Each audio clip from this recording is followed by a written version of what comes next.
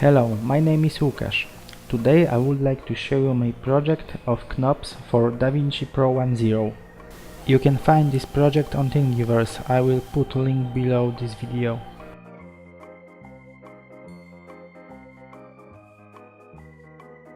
Knobs were printed on my Anycubic i3 Mega using PETG. In my opinion, this is the best material for do this. ABS or PLA are not enough strong.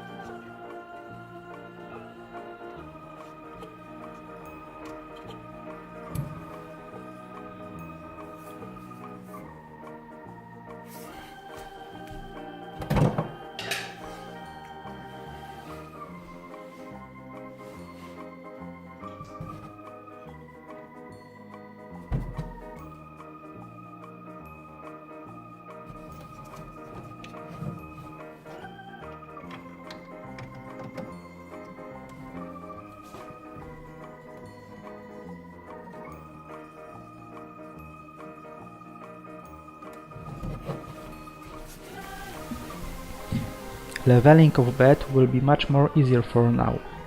If you like this video, please subscribe my channel.